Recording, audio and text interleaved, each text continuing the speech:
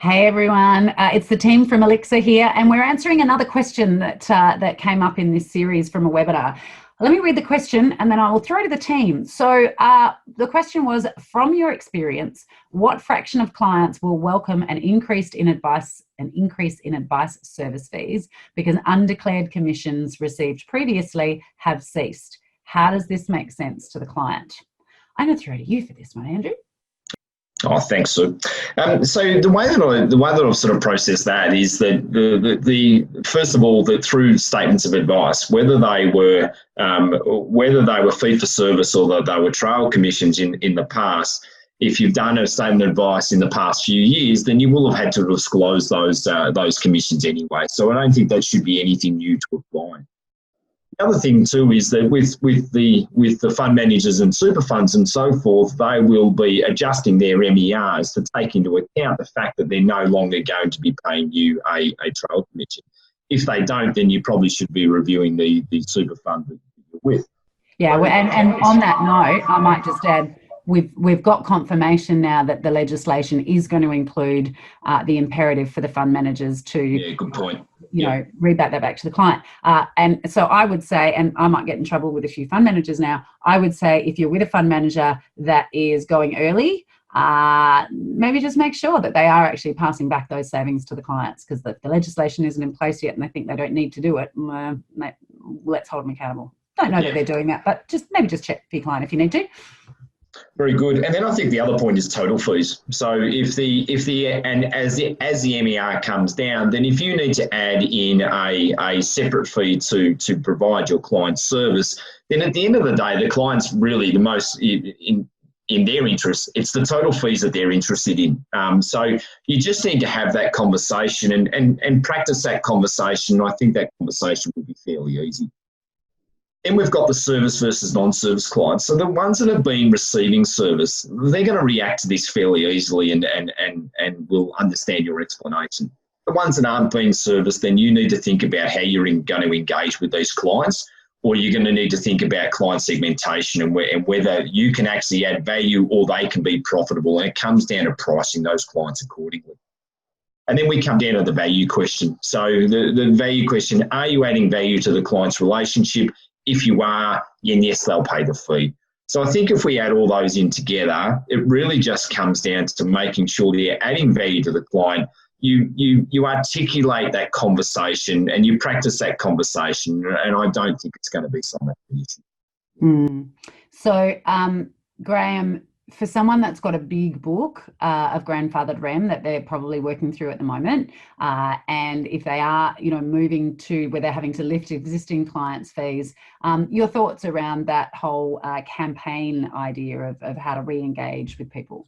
Yeah, I think sometimes it's a lot of people forget the value you're delivering and forget the service they have access to through you. So it might be reminding people either through a campaign or through one-on-one discussions about your ability to support estate planning conversations, a mortgage review, cash flow management, a number of things that they might not have availed your service of in the past, to make them realise the breadth of what you can actually deliver them. So they're probably thinking of you through quite a narrow lens if you haven't spoken about those things. And people forget. You might have had a conversation 5 years ago, but they've probably forgotten some of these other services you're able to provide.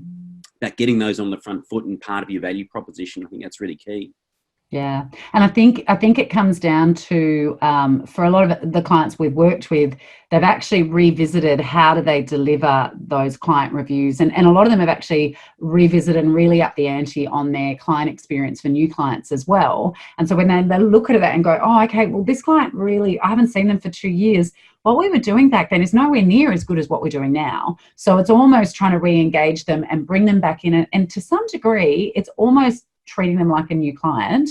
And we kind of need to do that anyway with reviews, I think, because too often advisors think, oh no, I've met with them before, I've got their goals, I should have been all over it, I'm nervous about asking the question again. But that's the whole point of a review, right? To go, okay, this is where we are. There's that little bit in the rear vision mirror that we're going to talk about the past and the performance of the assets and so forth, but we're still looking through the front windscreen. We're still talking to clients about where they want to head, and that's the focus of the conversation. So having that then uncovers all of those things will actually, really we've been saying you should sort your will for years, and it's time. We really need to get this done. And just getting their affairs in order re-triggers that value going, oh yeah, actually, if I didn't have you, none of this stuff would get done. So it's a much easier conversation to have. And there will be, I think, in most advisors' books, we are finding that there will be a percentage of people that just aren't going to get value. And so therefore it's about lifting the fees to the others who do. So bringing them back to a profitable level removes your risk of people leaving or that rest of it turning off. And also just setting your targets for how many new clients you need to bring in to replace that revenue. I know it can feel really overwhelming for people when they're in the thick of it, but when you step back and you plan, it's actually quite logical, and you just put your targets in place. So Lana, we have seen this for the last decade. Every time we do pricing with a client, in a lot of cases, if they haven't done it properly before, they do find that they need to charge more than what they have done in the past. And most of them, well, we help them figure out a process and a project to go back through the existing client base and lift fees. And what's the response that they generally tend to get? Oh my goodness, I don't know why I haven't done this before.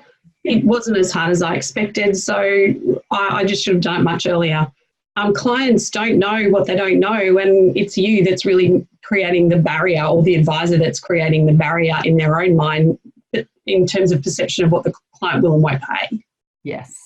So it all comes down to, it's got to be an engaged relationship. You're delivering value, and for most of those clients, you already are. You just haven't articulated it very well, and it's fair. Like, you're getting beaten up from every direction at the moment. It's absolutely fair that you are feeling a little under the weather, and maybe you've lost some of your mojo and your confidence. But the reality is, when you get that conversation right, when you're confident about it, and you've done your pricing, you've done your cost to serve, you know what's going on, you're confident in that conversation, it's really, really rare that advisors come back to us and go, oh, we lost X number of clients. Generally, there might be one or two, and they always say they're the client that was always painful to deal with. Yeah.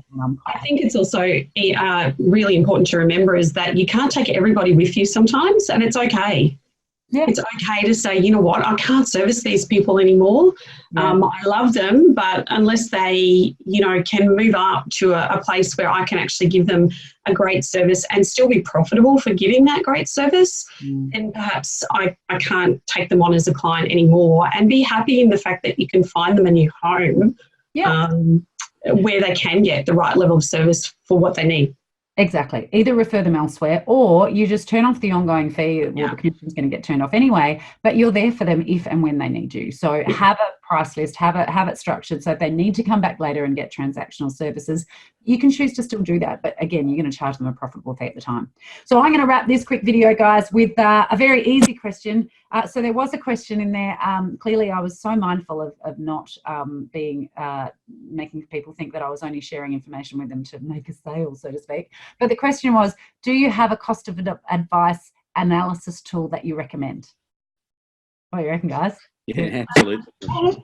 Yes. So we have our pricing advice software, and we've set that up intentionally. So if you're a DIY person and you don't want consulting or services, it's really cost effective. It's $55 a month. So you can grab that from our website.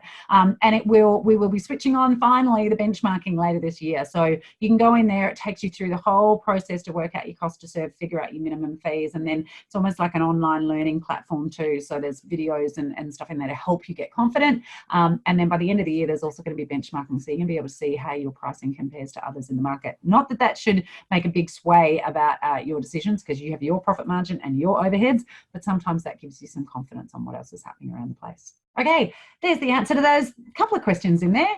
Cheers, everybody. Yeah.